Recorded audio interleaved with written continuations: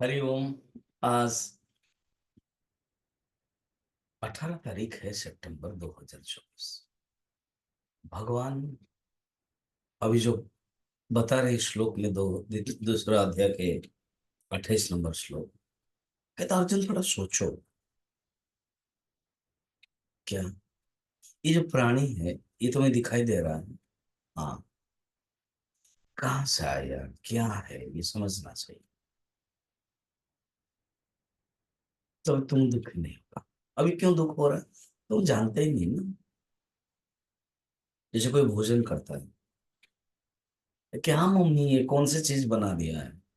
अरे मम्मी बोले देखो ये इसका रॉ मटेरियल देखो, प्रोटीन देखो, कार्बोहाइड्रेट देखो, विटामिन्स देखो, then will love it, it is good for health. वैसे ही भगवान एक सिद्धांत बताना चाहते हैं। चलिए पढ़ते हैं। श्री भगवान वाच अव्यक्तादीनि भूतानि व्यक्तमध्यानि भारत अव्यक्त निधनान्येव तत्र का परिदेवना। देखो ये सब प्राणी, ये जो दिखाई दे रहा शरीर, तुम्हारा मेरा, भीष्म पितामह का, दुर्योधन का, गुरु द्रोणाचार्य का, और जितने भी कह रहे हो वो सब अव्यक्त से आया हुआ है। वो सब अव्यक्त, उसका अर्थात ये जन्म से पहले अव्यक्त, कोई व्यक्त नहीं था, अनमैनिफेस्ट। और अंतिम भी जब निधन होगा वो भी अव्यक्त में जाएगा, केवल बीच में दिखाई देता है। In beginning unmanifest, in end unmanifest, it appears manifest in middle. This is the main theme of this sloka. तत्र का परिदेवना। फिर दुख किसके लिए हो रहे हो?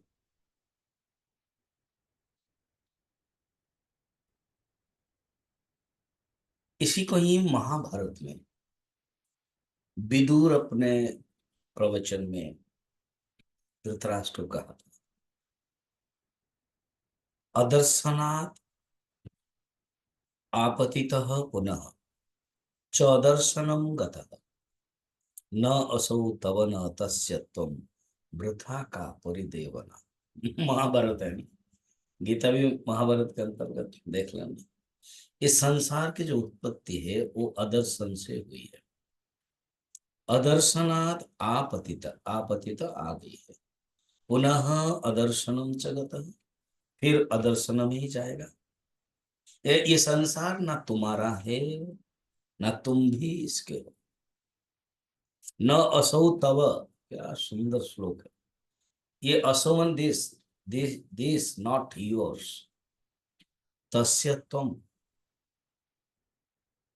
वो तुम्हारा नहीं है और तुम भी उसके नहीं। त्वम तस्य न, जगत के नहीं हो। ये एक धर्मशाला है, ये घर भी धर्मशाला है, ये शरीर भी धर्मशाला है, ये जगत भी धर्मशाला है। तुम यहाँ आए हो, कुछ दिन नाटक करोगे, फिर जाना पड़ेगा। तत्र का परिदेव, फिर शोक क्यों, फिर दुख क्यों? तुमको समझना चाहिए। तो भगवान कितना सुंदर इसे, देखो आप, अब जो शरीर है ना, ये शरीर पंच महाभूत से आया है, पंच महाभूत को चले जाए, मगर जो आत्मा है वो अमर है। और ये जो जीवात्मा जो तुम बोल रहे हो ये छोड़ के निकल जाए, ऑलरेडी मैंने तुमको बताया। इस दृष्टि से भी तुम्हें दुख नहीं होना चाहिए। हम जो ये छोटे छोटे चीजों को लेकर को दुखी होते हैं ना संसार में, मुझे ये नहीं मिला, मेरा ये हो गया, भगवान कहते हैं ये बहुत हास्यास्पद है।